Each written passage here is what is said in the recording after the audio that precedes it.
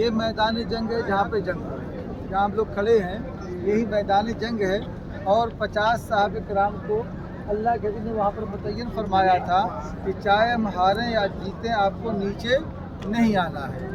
جنگ شروع ہوتی ہے، اللہ کا احسان ہوتا ہے، اللہ کا کرم ہوتا ہے، اسلام کو مسلمانوں کو اللہ فتح دیتا ہے، کفار بھاگ کر کے ادھر چلے جاتے ہیں۔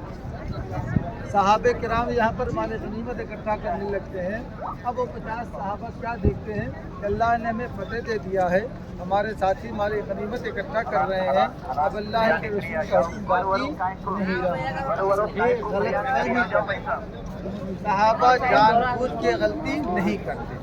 اگر ہمارے خیال میں یہ بات پیدا ہو گئی کہ انہوں نے جان بوجھ کے غلطی کی تو ہم دائرے اسلام سے خارج ہو جائیں گے، کیونکہ اللہ رب العالمین نے ان کو سرٹیفکیٹ دے دیا ہے کہ رضی اللہ عنہم ورضوا عنہ، اللہ ان سے راضی ہو گیا، وہ اللہ سے راضی ہو گئے، تو ہماری کیا اوقات ہے کہ ان کے اوپر انگلی اٹھائی جائے۔ ان سے غلط فہمی پیدا ہوا، جب وہ تو ہے جنگ ختم ہو گئی، اب اللہ کے رسول کا حکم باقی نہیں رہا، تقریباً 40 صحابہ کرام پیچھے آ جاتے ہیں، ان کے نیچے آنے کی وجہ سے جنگ کا نقشہ بدل جاتا ہے۔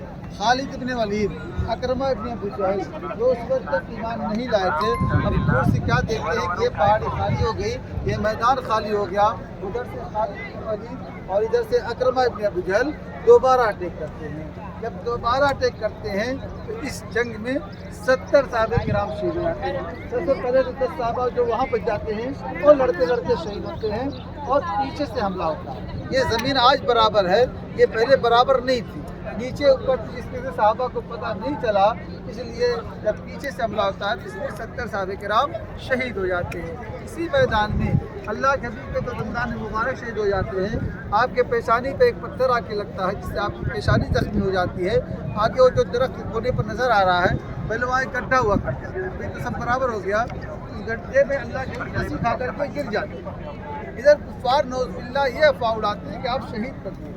یہ خبر جب صحابہ کو ملتی ہے، صحابہ بدحواس ہو جاتے ہیں۔ اس کی وجہ کیا ہوتی ہے کہ حضرت مصعب بن عمیر رضی اللہ عنہ پہ بھی سلام پیش کیا گیا ہے، یہ اللہ کے حبیب سے مشابہت رکھتے تھے، تو کفار نے یہ سمجھا کہ اللہ کے حبیب شہید کر دیے گئے، تو یہ افواہ اڑاتے ہیں کہ اللہ کے حبیب شہید کر دیے گئے۔ ادھر صحابہ کافی دیر سے تک اللہ کے حبیب کو دیکھے نہیں، ان کی دیر کی بات آ گئی، لگتا ہے کہ اللہ کے حبیب واقعی شہید کر دیے گئے، تو کہتے ہیں اب زندہ رہ کے ہم کیا کریں گے جب اللہ کے حبیب ہی نہ رہے، چلو ہم بھی مارتے ہیں مرتے ہیں شہید ہو جاتے ہیں۔ یہ تصور لے کر کے جب لڑی جا رہی تھی، اچانک کعب بن مالک رضی اللہ تعالیٰ عنہ اس سمت جاتے ہیں جہاں پر اللہ کے حبیب گڈھے میں گرے ہوئے تھے، آپ کو سہارا دے کے نکالتے ہیں اور آ کے اعلان کرتے ہیں کہ اے صحابہ مدینہ خوش ہو جاؤ، اللہ کے حبیب صلی اللہ علیہ وسلم باحیات ہیں، زندہ ہیں۔ جب صحابہ کھلتی ہے، صحابہ خوش ہو جاتے ہیں اور دوبارہ جمع مرضی کے ساتھ دوبارہ کفار کو بھگا دیتے ہیں، لیکن اس وقت تک بہت بڑا نقصان صحابہ کرام کا ہو جاتا ہے، اس میں 70 صحابہ کرام شہید ہو جاتے ہیں۔ پھر اللہ کے حبیب کو لے کر کے اس پہاڑ کے اوپر جاتے ہیں۔ یہ احد پہاڑ ہے جو 7 کلومیٹر لمبا ہے، 3.5 کلومیٹر چوڑا ہے۔ جیسے ہی آپ کا قدم مبارک اس پہاڑ کے اوپر پڑتا ہے، یہ پہاڑ جنبش کرنے لگتا ہے، ہلنے لگتا ہے۔ آپ فرماتے ہیں کہ اے وحد ٹھہر جا، تمہارے پر تو شہید ہے، ایک صدیق ہے، ایک دو شہید کون تھے؟ حضرت عثمان غنی رضی اللہ تعالیٰ عنہ اور عمر فاروق رضی اللہ تعالیٰ عنہ۔ یہ اس وقت شہید نہیں ہوئے تھے، لیکن جب اللہ کے رسول کی زبان سے کوئی چیز نکل جائے گی تو کبھی نہ کبھی پورا ہونا ہے۔ یہ دونوں حضرات اپنے اپنے خلافت میں شہید کیے گئے۔ تیسرے حضرت ابوبکر صدیق رضی اللہ تعالیٰ عنہ، چوتھے آپ کی ذات گرامی جناب محمد عربی صلی اللہ علیہ وسلم تھے۔ جب اللہ کے رسول نے اس طرح مخاطب ہو کے فرمایا تو پہاڑ ٹھہر جاتا ہے، رک جاتا ہے۔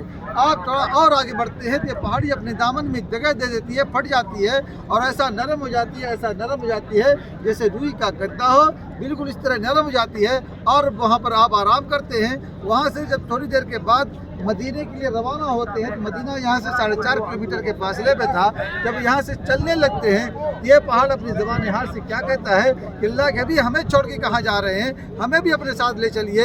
اللہ کے حبیب سے اتنی محبت کرنے لگا تھا کہ آپ کی جدائی کو برداشت نہیں کر سکا، تو اللہ کے حبیب فرماتے ہیں کہ اے وحد تو مدینے میں رہے گا، تو مدینے سے جدا نہیں کیا جائے گا، جس کا نتیجہ یہ ہے کہ 1450 سال کا حصہ گزر چکا، نہ کاٹا گیا، نہ توڑا گیا، نہ چھاٹا گیا، اپنی حالت میں ہے۔ اسی حالت میں جنت میں کسی دروازے پر نصب کیا جائے گا اور جنتیوں کا استقبال کرے گا۔